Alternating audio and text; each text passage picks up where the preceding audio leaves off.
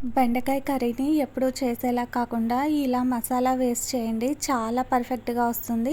చాలామంది బెండకాయ కూర చేస్తున్నప్పుడు ముక్క చితికిపోతుంది అంటూ ఉంటారు కదా! అలా ముక్క చితకకుండా ఎలా చేసుకోవాలనేది వీడియోలో చూపిస్తున్నాను. వీడియోని ఎక్కడ స్కిప్ చేయకుండా చివరి వరకు చూసేయండి. ఈ కర్రీ కోసం బెండకాయలను తీసుకొని నీట్‌గా వాష్ చేసి ముక్కలు కట్ చేసి పెట్టుకోవాలి. అలానే ఒక ఆనియన్‌ని కూడా ముక్కలు కట్ చేసి పెట్టుకోవాలి. ఇందులోకి నేను పచ్చిమిర్చిని ఏమి యాడ్ చేయట్లేదండి.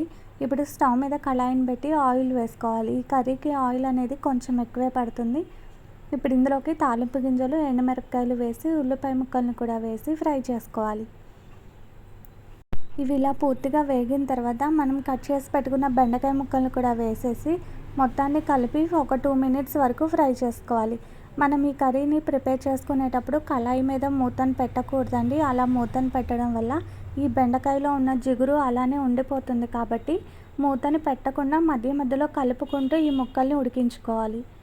ఇలా కొంచెం సేపటి తర్వాత చూసారు కదా, మనకి బెండకాయ ముక్క అనేది కలర్ చేంజ్ అవ్వడం స్టార్ట్ అయింది.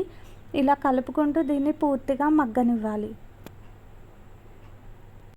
ఇలా ఈ బెండకాయ ముక్క పూర్తిగా మగ్గిపోయిన తర్వాత మాత్రమే మనం మసాలాని యాడ్ చేసుకోవాలి. దానికోసం ఒక చిన్న రోలుని తీసుకొని ఒక స్పూన్ వరకు జీలకర్ర, ఒక 3-4 వెల్లుల్లి రెబ్బలు, కొంచెం సాల్ట్, తర్వాత పసుపు ఒక పావు టేబుల్ స్పూన్, కారం ఒక 1 టేబుల్ స్పూన్ వరకు వేసుకొని దీన్ని మొత్తాన్ని మెత్తగా దంచుకోవాలి.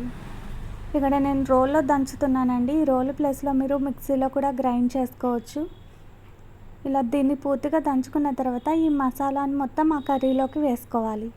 ఇలా ఈ మసాలా అంతా వేసిన తర్వాత ఎక్కువసేపు ఉంచాల్సిన అవసరం ఏం లేదండి. మొత్తాన్ని కలిపి స్టవ్ ఆఫ్ చేసుకొని బౌల్లోకి సర్వ్ చేసుకోవచ్చు.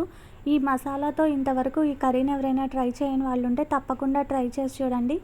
చాలా టేస్టీగా ఉంటుంది.